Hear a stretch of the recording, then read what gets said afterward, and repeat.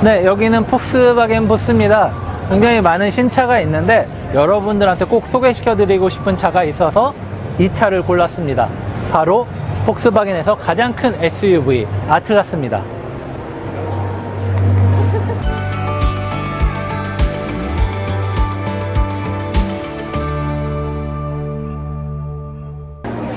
사실 이번 모터쇼의 주인공은 아틀라스가 아니라 아틀라스 크로스 스포츠입니다. 하지만 제가 아틀라스를 고른 이유는 크로스 스포츠는 우리나라에 나올 확률이 아주 낮아요. 당장 나올 차가 아니어서 일단은 내년에 나올 걸로 예상되는 이 차를 선택을 했습니다. 아틀라스는 미국에서만 불리는 이름이에요. 사실 미국을 제외한 다른 나라에서는 테라몬트라는 이름으로 불립니다. 그래서 아틀라스 신차야 라고 하시는 분들도 있는데 테라몬트는 들어보셨을 것 같습니다. 이 차의 크기는 5040mm나 됩니다. 휠베이스도 2880까지 되고요. 그러다 보니까 엄청난 덩치를 자랑하는 차인데요. 폭스바겐이 그렇게 잘 만들지 않는 7인승 SUV 모델인 거죠. 사실 이 차 아래에는 뭐 투아렉이 있는데 아래라고 하기에는 좀 애매하고요. 큰 투아렉보다 더 큰 차라고 그렇게 생각해 주시면 좋을 것 같습니다. 국내에 뭐 나오면은 뭐 포드 익스플로러나 팰리세이드나 아니면은 뭐 모하비나 트래버스나 이런 다양한 SUV와 경쟁할 그런 차인 거죠. 전면부를 보시면 알겠지만 굉장히 좀 투박하면서도 거친 느낌이 듭니다. 단정하죠. 왜냐면은 폭스바겐이 요즘 디자인이 바뀌면서 선을 굉장히 뚜렷하고 명확하게 씁니다. 그러다 보니까 뭐 보닛에 있는 라인도 그렇고요. 헤드램프와 그릴로 이어지는 긴 라인도 마찬가지고요. 범퍼 하단부도 일자로 이렇게 칼로 싹둑 썬 듯한 그런 느낌의 디자인을 주고 있습니다. 그러면서 램프와 이제 그릴에는 이렇게 올록볼록한 디테일을 주면서 모양을 냈고요. 그래서 주간주행등은 이제 W자 모양, W자를 이렇게 가로로 편 듯한 느낌이고요. 그리고 이 안에도 이제 뭔가 W자 모양이 이어지는 그런 그릴 패턴을 줬습니다. 그리고 하단부 공기 흡입구에도 커다란 이런 라디에이터가 있는데 그렇게 뭐 이런 안개등 방향까지 있는 건 아니고요. 요만큼 전면부에 이렇게 들어 있습니다. 사실 차가 크다 뿐이지 그렇게 완전 고성능 모델은 아니다 보니까 그런 이유가 있고요. 그래서 전면부는 어떻게 보면 뭐 티구안이나 이제 뭐 투아렉보다는 다소 심심할 수는 있지만 이 차의 목적은 어디까지나 실용성, 더 많은 사람들을 가족 단위로 탈 수 있는 그런 커다란 대형 SUV를 추구하고 있기 때문에 그런 디자인보다는 실용성에 더 신경을 쓴 그런 모델이라고 보시면 되죠. 어디서 많이 본 타이어 이름이 있네요. 금호 타이어가 껴있네요. 금호 타이어가 껴있네요. 5위로 이렇게 제공을 하다니 참 놀랍네요. 그래서 타이어 트레드는 255고요. 편평비는 50입니다. 어느 정도 이렇게 안락한 주행을 하면서도 성능까지도 만족시킬 수 있는 그런 타이어 세팅이라고 보시면 되고요. 휠은 20인치가 들어 있습니다. 뭐 전시차다 보니까 여기에 있는 대부분의 차는 거의 다 큰 휠을 쓰고 있습니다. 자, 다시 한번 말씀드리지만 이 차는 5m가 넘는 차다 보니까 휠베이스가 큼에도 불구하고 오버행이 굉장히 길죠. 이쪽 공간은 이제 3열을 만들기 위해서 쭉 뺀 건데요. 그래도 이런 뭐 디필러로 이어지는 이 끝부분도 굉장히 좀 탄탄하게 만들어서 전형적인 폭스바겐의 느낌을 잘 살렸고요. 그리고 테일램프의 디자인 패턴도 뭐 폭스바겐의 기존 디자인에서 크게 달라지지 않습니다. 그리고 이제 뭐 V6 V6 엔진이 들어있고요. 그리고 4모션이라고 써있죠. 그래서 이제 가솔린 엔진에 이제 사륜구동까지 지원하는 그런 차라고 보시면 됩니다. 트렁크 공간은 지금 보면은 이제 3열 구조까지 펴져 있는 상태인데도 불구하고 꽤 넓게 들어있죠. 이 정도면은 이제 골프백 같은 것도 가로로 넣고도 남을 정도의 공간이 나오고요. 그리고 이제 하단에는 뭐 이런 수납 공간이 있고요. 여기서 한 번 더 열면은 이제 스페어 타이어가 있네요. 예, 이것도 역시 스페어 타이어가 있고, 예, 이쪽 측면부에는 또 수리키까지 있습니다. 그래서 둘 6인승 모델임에도 불구하고 이제 3열을 다 펴도 트렁크 공간이 많이 남는다, 여유가 있다라는 것을 보여주고 있습니다.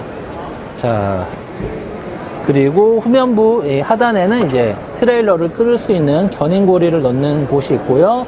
그리고 진짜 전면부처럼 이렇게 가로로 긴 라인이 굉장히 많잖아요. 그래서 이 테일램프가 이어지는 이런 뭐 캐릭터 라인도 그렇고 테일램프 하단부에 있는 크롬 라인도 그렇고요. 트렁크 끝부분 라인도 그렇고 밑에 있는 크롬과 뭐 이런 범퍼 하단 라인에도 굉장히 긴 가로 모양의 디자인이 들어 있습니다.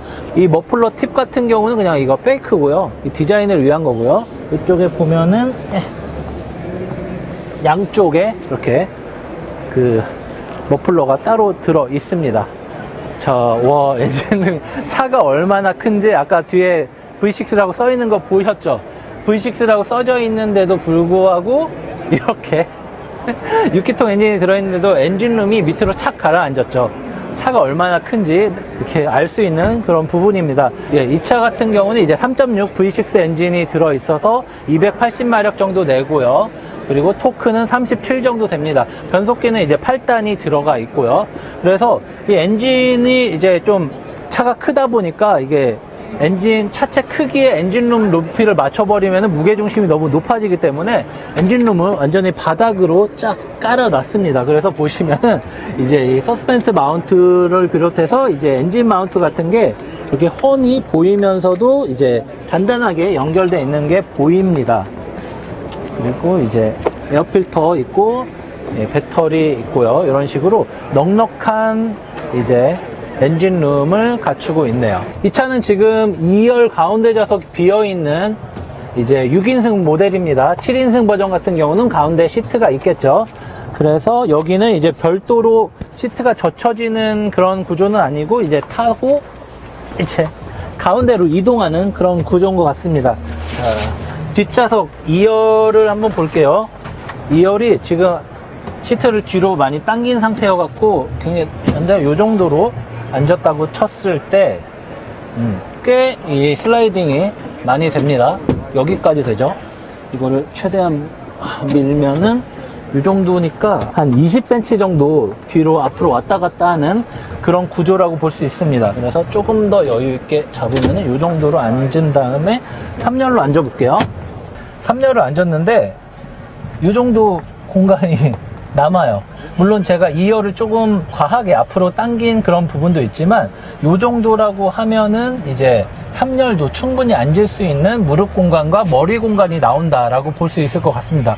그리고 3열에는 이제 뭐 컵홀더나 수납 공간은 많은데 뭐 다른 그런 뭐 USB 포트라던가 이런 거는 보이지 않네요. 그런 점은 좀 아쉽고요. 그리고 뭐 그렇게 공간적으로는 좀 뛰어난데 편의적으로는 좀 아쉬운 그런 것들이 보입니다. 대신 그래도 에어벤트는 하나 3열에 들어있네요. 다행히도요. 2열은 이렇게 보면은 공조기 조절할 수 있는 공간이 있고요. 그리고 USB 포트 2개가 있고요. 그리고 이제 콘센트 꼽는 110V 단자가 있습니다. 근데 이런 재질 같은 것도 그렇게 고급스럽진 않아요.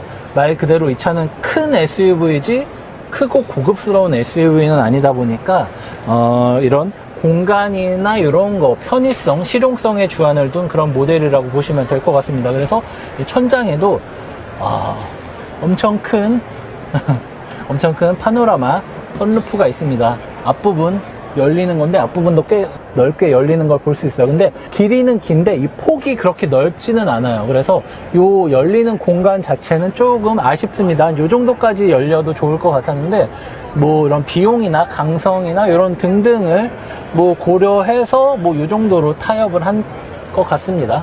사실 제가 2열에 앉을 때 1열 세팅을 안 해놔서 1열이 혹시 너무 앞으로 가 있는 거 아니야? 라고 좀 불안하긴 했는데 지금 앉았더니 오히려 제가 시트를 더 앞으로 가야지 제 시트 포지션이 나오는 그런 정도의 공간입니다. 그래서 2열, 3열은 지금까지 타본 차 중에서 거의 이제 3열 구조의 SUV 중에서는 거의 이제 세 손가락에 꼽을 정도로 넓은 그런 모델이라고 볼 수 있습니다. 하지만 그렇게 고급스러움은 느끼지 않고 그냥 폭스바겐의 대형 SUV다라는 느낌이 들고요. 그리고 한 가지 더 말씀드릴 거는 그렇게 최신 모델의 느낌은 들지 않아요. 좀 이런 소재나 뭐 이런 것도 좀 아쉽긴 한데 이런 전면부 디스플레이 계기판이나 이런 인포테인먼트 창 같은 경우도 좀 투박한 느낌이 많이 듭니다. 물론 여기에는 이제 풀 디지털 계기판이 들어있는데 크기가 그렇게 크진 않아요.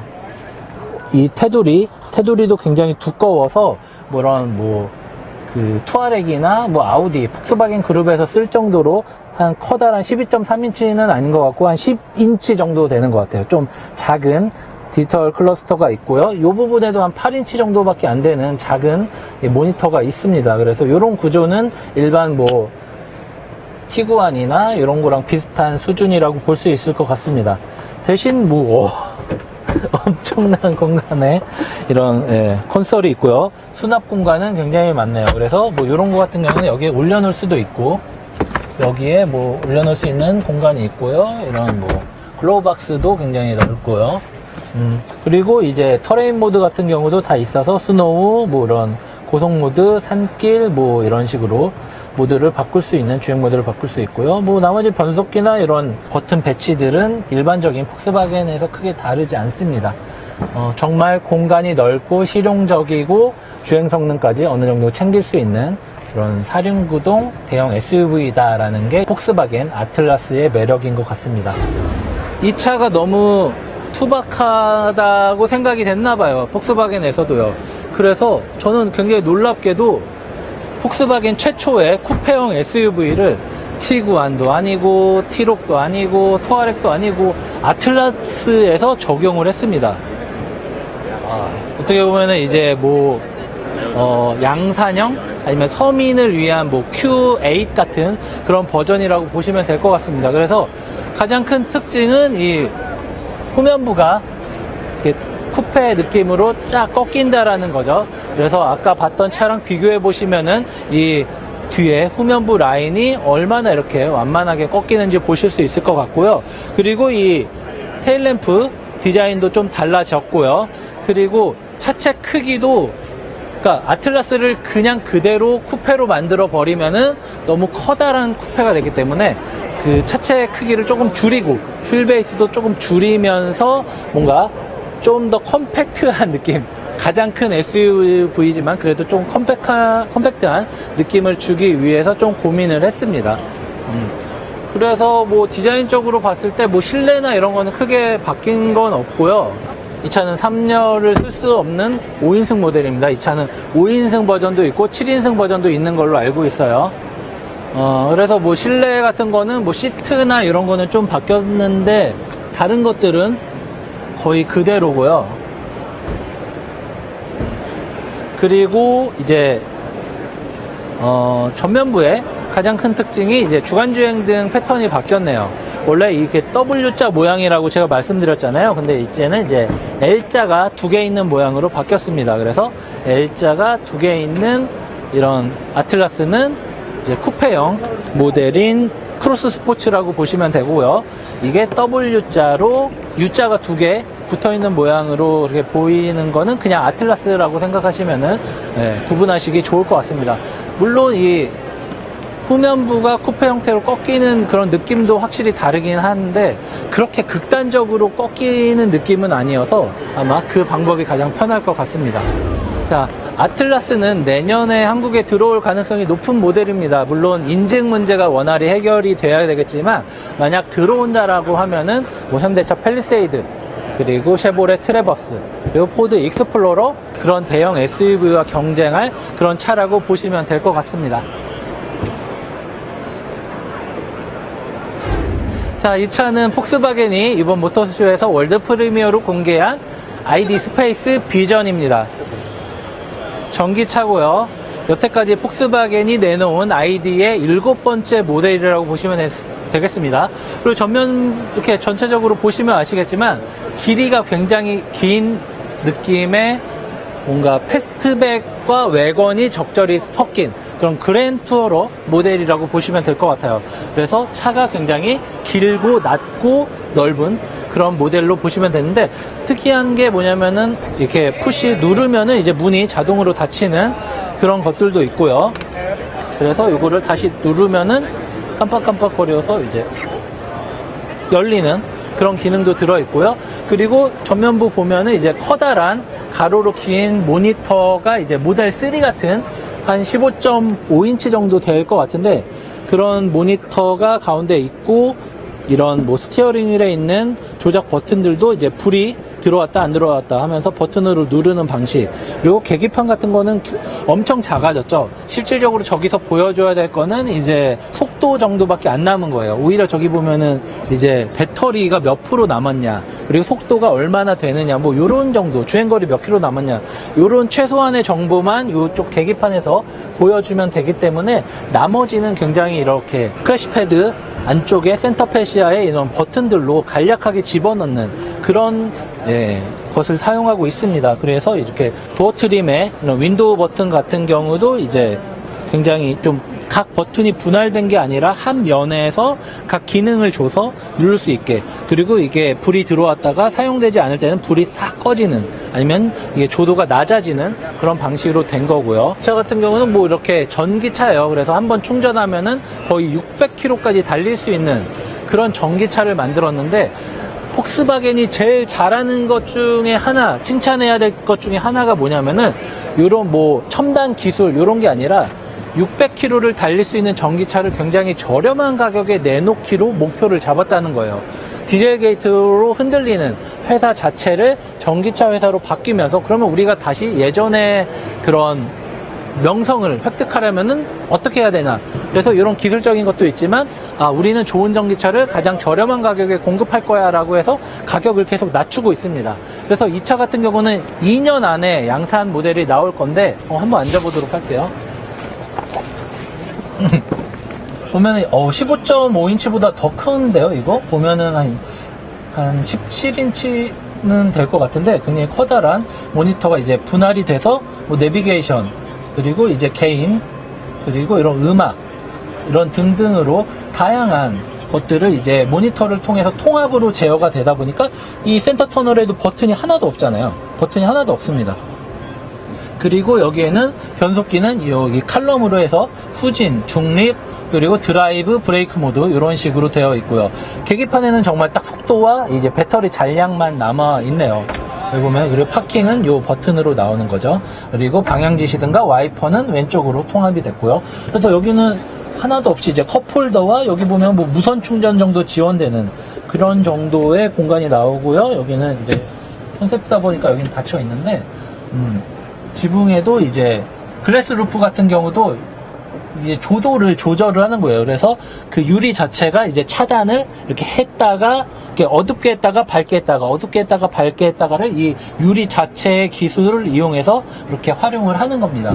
이런 식으로.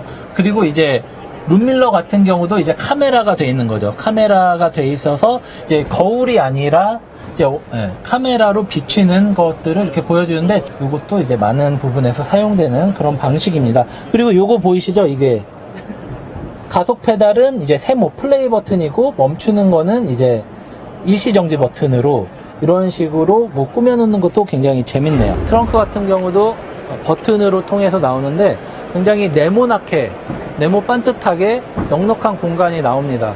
그러니까 배터리를 최대한 차체 하단부에 쫙 깔고, 그리고 차가 길다 보니까 트렁크 하단 부분에는 배터리를 이렇게 최소화해서 웬만한 것들은 뭐 좀 바닥에 평평하게 깔던가, 그리고 밑에도 배터리를 깔아도 충분히 공간이 나오기 때문에 배터리 걱정은 없는 것 같습니다. 제가 앉았을 때 그 지상고가 굉장히 낮았는데, 이 차 같은 경우는 배터리를 하단부에 완전히 평평하게 깔고 시트 쪽에 거의 안 쓰고, 아마 트렁크에 넣었을 수도 있고 앞부분에 넣었을 수도 있고, 굉장히 배터리 배치를 잘했던 것 같습니다.